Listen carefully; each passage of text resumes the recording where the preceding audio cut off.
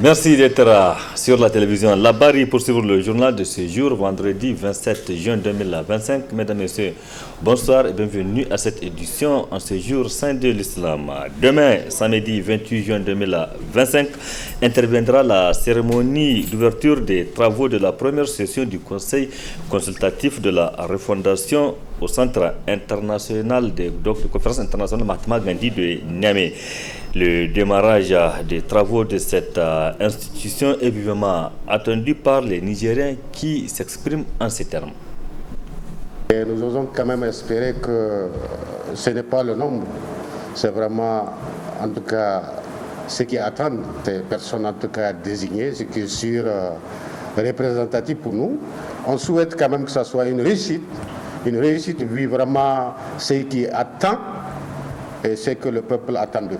À la sortie de cette session, on attend à ce que vraiment les membres convoqués à la session qu'ils traitent de nos problèmes et de nos soucis ici au Niger et surtout vraiment qu'ils puissent faire des propositions au président de la République pour pouvoir atteindre ses objectifs. Surtout sur les plans économiques, vraiment on attend à ce qu'ils prennent des décisions, surtout des solutions et imaginer vraiment des solutions pour surtout sur les plans sécuritaires. Parce que sans la sécurité, on ne peut pas espérer quoi que ce soit. Je pense que la sécurité avant tout. Puisque l'objectif principal, il faut d'abord être en sécurité pour pouvoir évoluer. Même le développement économique, c'est la sécurité avant tout. Donc, sur le plan économique, sincèrement, vous savez bel et bien que actuellement, dans tous les secteurs économiques, il y a des difficultés. Et que là aussi, si on peut avoir vraiment d'autres solutions ou bien des propositions pour un décollage définitif. Vraiment, nous attendons des bons résultats par rapport à ça. Bien qu'on n'a pas respecté ce que la charte a dit, la CIS a décidé de 63, donc qui seront désignés, et ensuite le 20 qui seront désignés par les CNSP. Mais on a vu vraiment dans le décret là, récemment publié, sans tenir compte même des autres couches sociales, on a constaté qu'il y a eu vraiment un dépassement. Nos attentes au président, ce que nous arrange vraiment la sécurité, surtout la sécurité dans notre pays vers Tilaviri là. Ça ne va pas parce que nous on est de Tilaviri. Maintenant la sécurité s'aggrave là-bas et là, les attaques se multiplient à chaque fois. Donc nous, notre attente à notre président, c'est que nous arrange vraiment la sécurité. On veut la sécurité, c'est tout ce qu'on veut. Si la sécurité va, tout va. Dans un pays, s'il n'y a pas la sécurité, il n'y a pas le développement. Donc nous on veut la sécurité. C'était là donc les réactions de quelques citoyens sur la première session du Conseil consultatif de la refondation CCR dont les travaux vont débuter demain, samedi 28 juin 2025.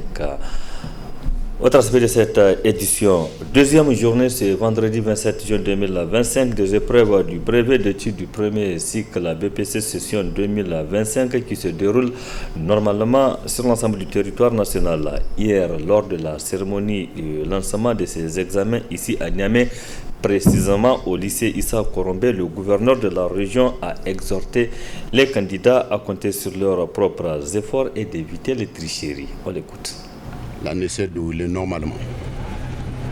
Nous avons donc bon espoir que le taux d'admission national et régional par rapport à Niamey soit en hausse pour l'école nigérienne. C'est l'occasion pour moi de remercier tous les acteurs de l'école qui, pendant toute l'année, ont consenti d'énormes sacrifices pour accompagner l'État. Et aujourd'hui, nos enfants sont en train de passer l'examen. Nous leur avons donné les conseils pour qu'ils aient le parchemin. Vous savez, la refondation, c'est surtout un changement de mentalité. Et le changement de mentalité, surtout pour la jeunesse, c'est d'abord de s'éloigner des comportements de recherche de facilité. Les dispositions sont prises par l'État pour que les enfants comptent sur eux-mêmes d'abord, pour éviter la fraude. Parce que vous savez, si vous fraudez, dans tous les cas, vous n'avez pas le niveau, vous trichez, arrivé au lycée, on saura. Vous serez rattrapé par votre tricherie. Mais l'État a pris des moyens pour empêcher la fraude. Et nous pensons que cela sera fait. C'était là le gouverneur de la région de Niamey, le général de division Asman Abdou Harouna, devant les candidats aux épreuves du brevet d'études du premier cycle BPC session 2025. C'était hier au lycée Issa Korombe de Niamey. Bonne chance à tous les candidats qui sont au nombre de 123 801 cette année. Parlons de la campagne agricole qui s'installe progressivement au Niger. Cette période est une période donc de conflit, notamment entre les agriculteurs et les éleveurs. C'est pourquoi au niveau de la plateforme paysanne, l'on s'active déjà pour appeler le monde paysan au dialogue pour éviter tout conflit avec les autres couches.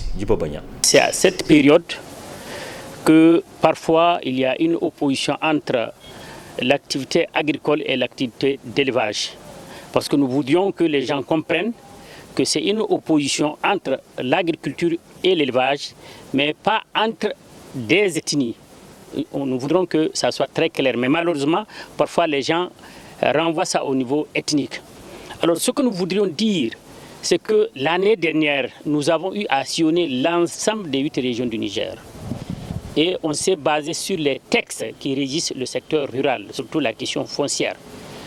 Alors, à travers la politique foncière, il est clairement dit comment il faut régler les conflits autour de la gestion des ressources naturelles.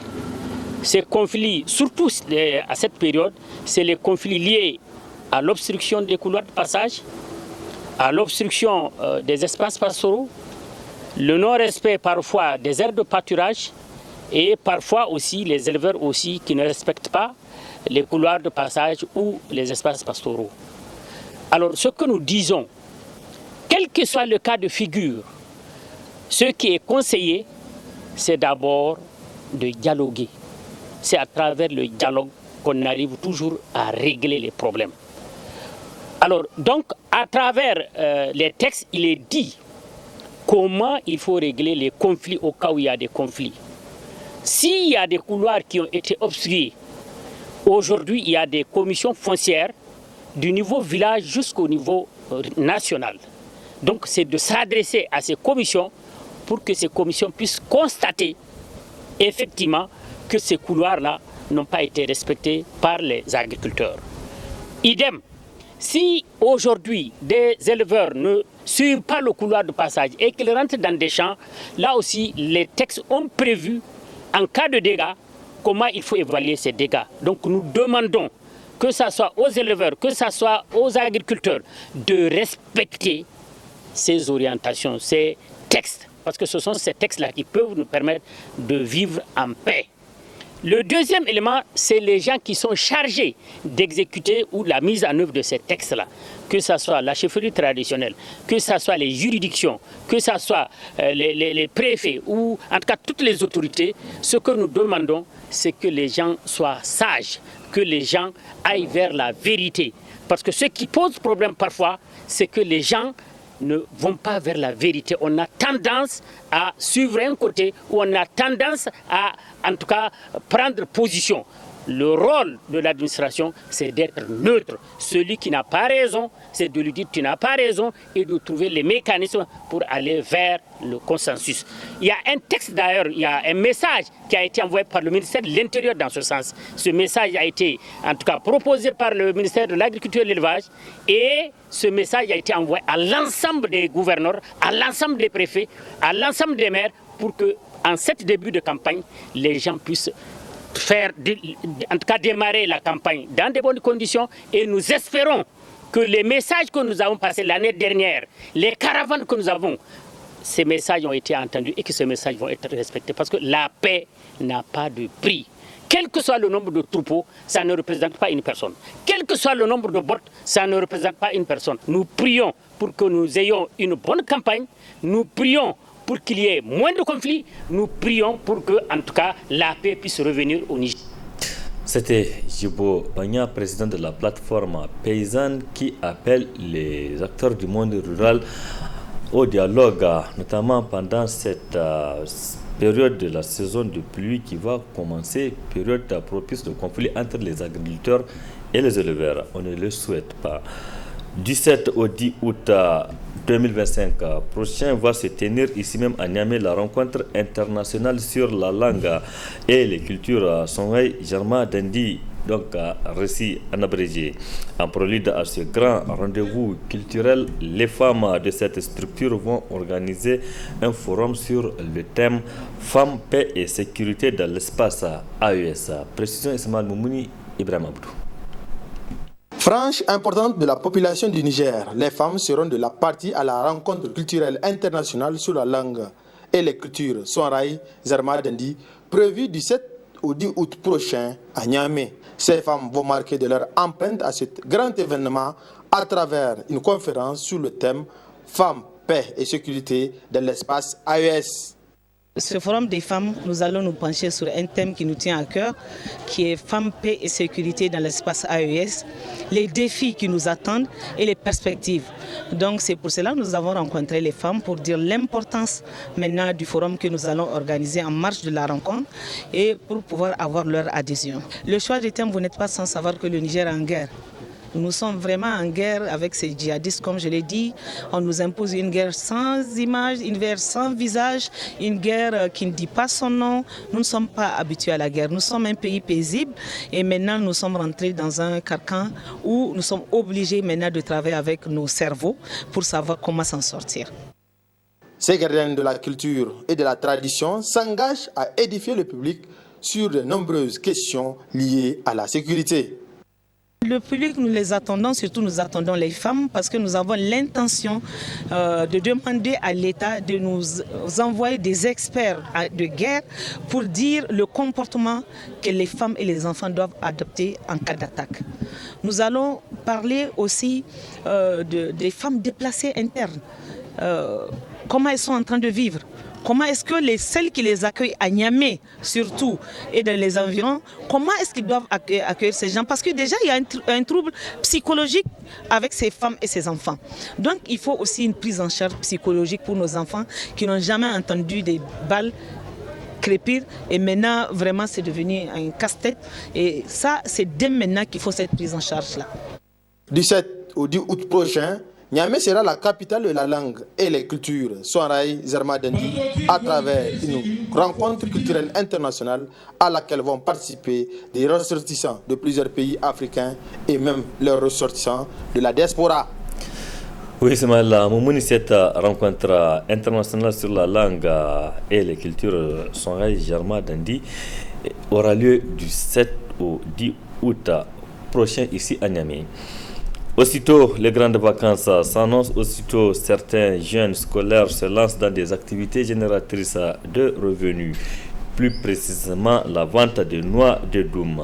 Ces jeunes scolaires vendeurs de noix de doum sont visibles un peu partout dans les ruelles des quartiers de Niamey. Notre stagiaire Nana Mariama Nouri et Abouakar Souley ont fait le tour de quelques quartiers. Voici ce qu'ils nous rapportent. Nombreux sont les jeunes écoliers qui se tournent vers la vente de dons pour occuper leur temps libre et gagner un peu d'argent. Un petit commerce saisonnier qui allie débrouillardise, tradition et autonomie financière.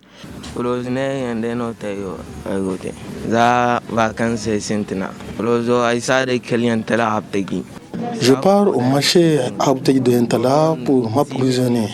Je paye le sac à 6 000 francs et je revends l'unité à 25 ou 3 à 50 francs.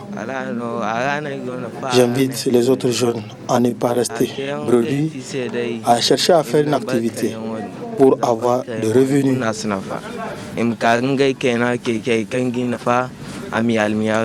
Pour beaucoup de jeunes, la vente de doum est une activité motivée à la fois par les besoins économiques et les désirs d'une indépendance.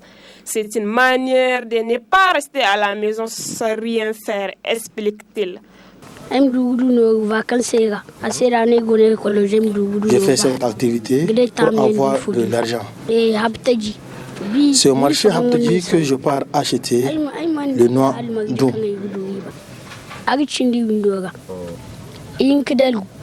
Au-delà de l'aspect économique, la vente des dômes relève un potentiel entrepreneurial inattendu.